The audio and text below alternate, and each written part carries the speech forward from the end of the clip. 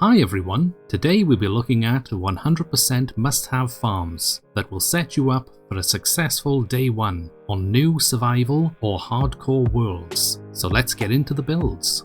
To make a simple cow farm, we'll need 5 half slabs, 1 chest, 1 hopper, 1 fence, a water bucket, some temporary blocks, some cows, and some wheat to breed the cows and to move them about in the beginning.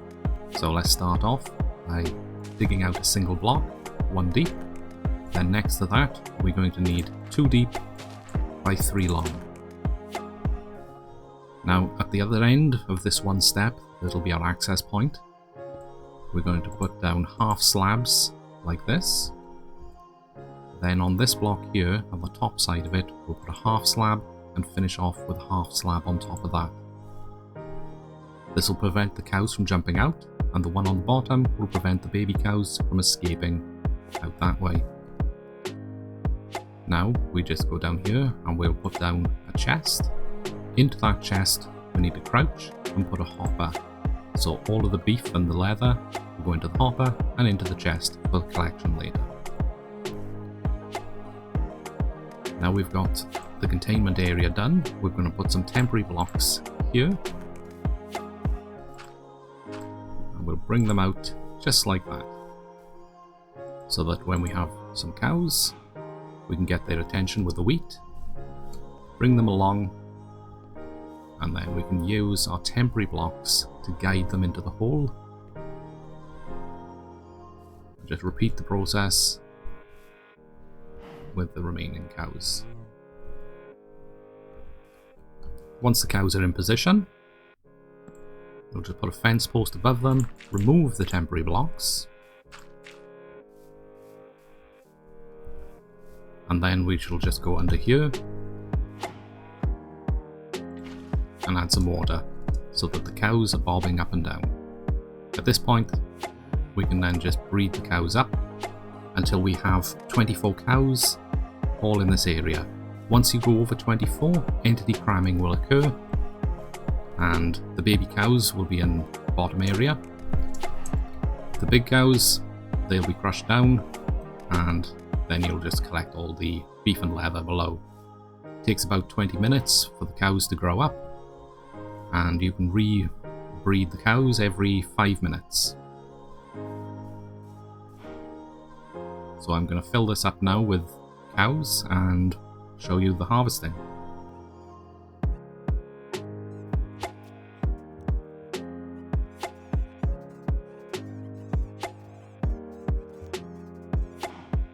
Now we have our cows all ready to be fed. We'll just wander around this top area. As you can see, the entity cramming has begun.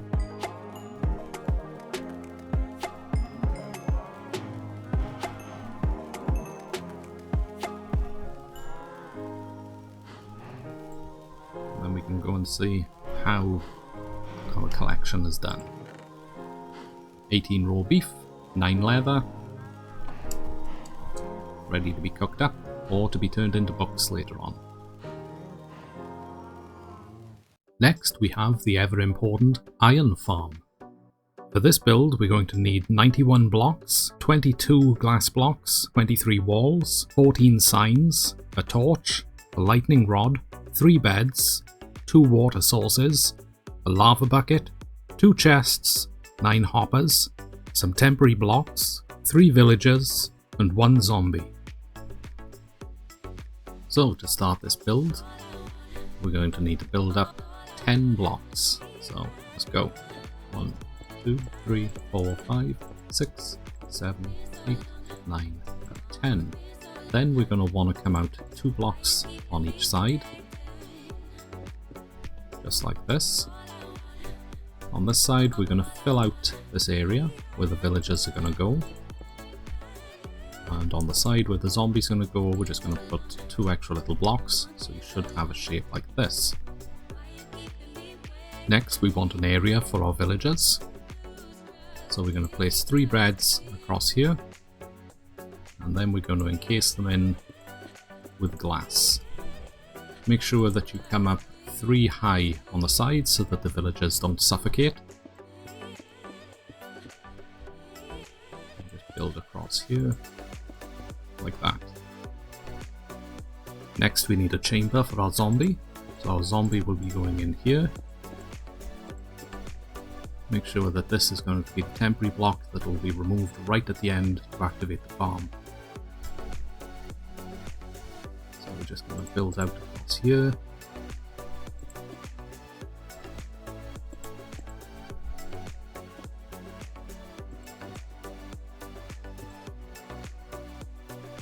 This will be the last block that we place in after breaking that block and putting the candle down right there. When it comes time for getting your villagers, just bring them over in a boat from a village, build a temporary ramp all the way up, and make sure it's nighttime and allow them to pathfind to the beds. Once they have access to their beds, they should sleep, and you need them to sleep at least once to make sure that the farm can actually spawn. With the zombie, you want to do the same sort of thing, except make sure that the zombie is chasing you and you can drag him up to the area you need him to drop into. You can either use a name tag to make sure the zombie doesn't despawn, or what I like to do is to make sure to find a zombie that can actually hold an item. If they're holding an item, they cannot despawn. So we'll place our zombie in here and we shall seal him in. Now above all this, we'll fill out this area to create our spawning platform for the golems.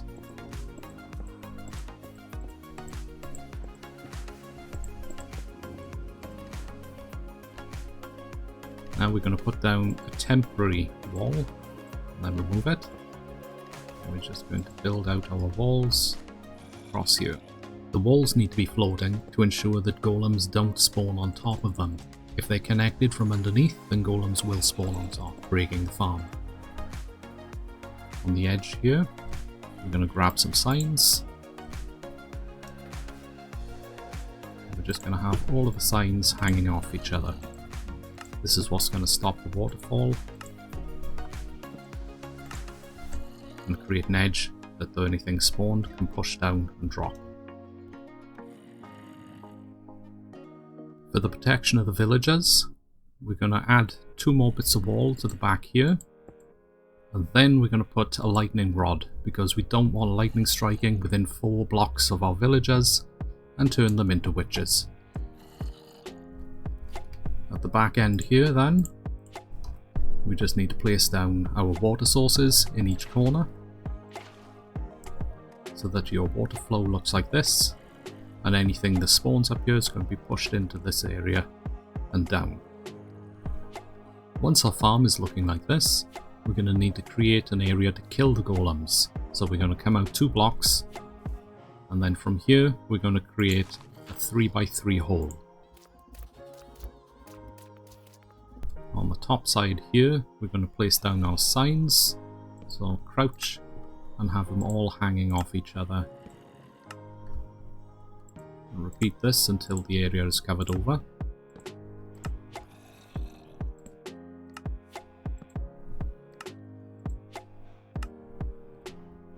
Then we need an access area.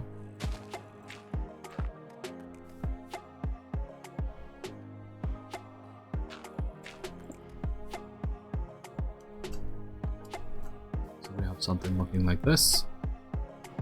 This top area then, we're going to cover in with blocks. And underneath here then, we're going to put our double chest, crouch, and put hoppers funneling into the chest, and then the rest of the hoppers funneling into each other.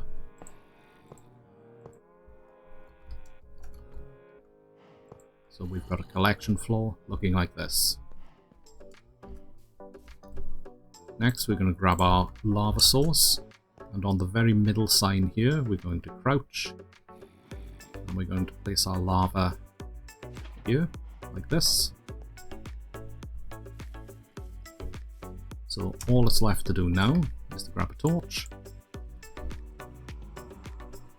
We'll come up here, and we need to activate the farm. So we're going to take out our temporary block here, a torch so nothing can spawn inside with our zombie, with our villagers.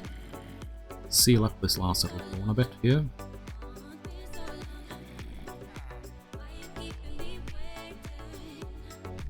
Now this farm should be spawning once this villager's spawn timer resets.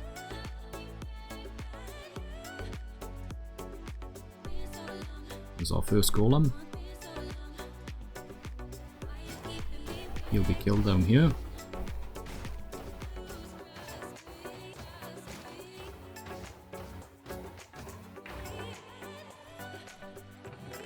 And everything filters into the chest fine. This should produce approximately 312 iron per hour. More than enough to get you kitted up and ready to move on with your next project. Now that we have a steady supply of iron, we can look at making an unlimited supply of fuel for our furnaces. For this we will need 16 blocks, 6 cauldrons, 6 lava sources, and 6 dripstone. So let's lay out 6 cauldrons.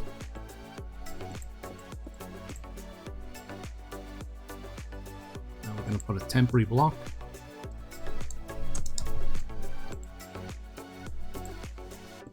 And above the cauldrons we'll place 6 stones. Then we'll place another temporary block, and then we'll come out and create a ring around this platform.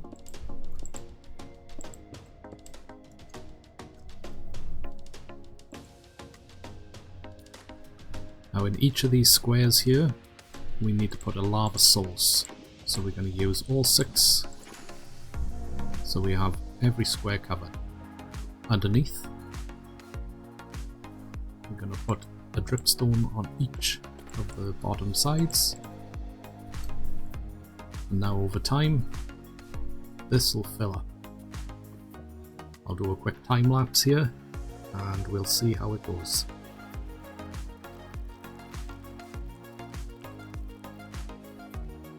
And as you can see, in not long at all, we've already had one of the cauldrons start to fill up with lava. If we go to the top, we can see that our lava sources are still there, and these are just slow feeding into the cauldrons below. Now that we have unlimited iron and unlimited fuel source with the lava buckets, we should look to make a smelter. We're going to need 2 furnaces, 6 chests, 6 hoppers, and 2 levers. Start by placing 2 chests down.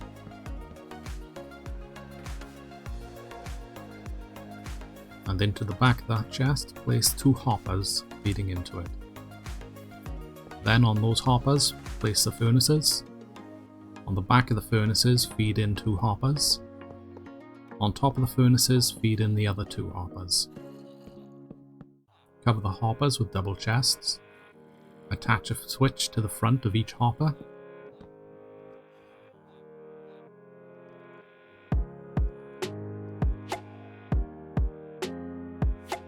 Into the back chest, place all of the lava buckets, as this is your fuel source. Into the top chest, you place the items you want smelted or cooked.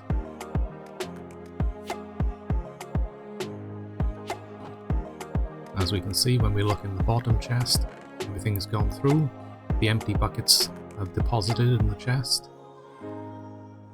along with the smelted items. We can then flip the switches on the front of the furnaces to lock them. This will cause the smelted items to stock up, and if you manually withdraw them, you'll get experience as well. Then you can reflip the switches to turn it back into full automated mode. And there we have 4 easy, fantastic farms, perfect for day 1 in your survival or hardcore world. If you've liked what you've seen, please feel free to like and subscribe, and I shall see you with more guides soon.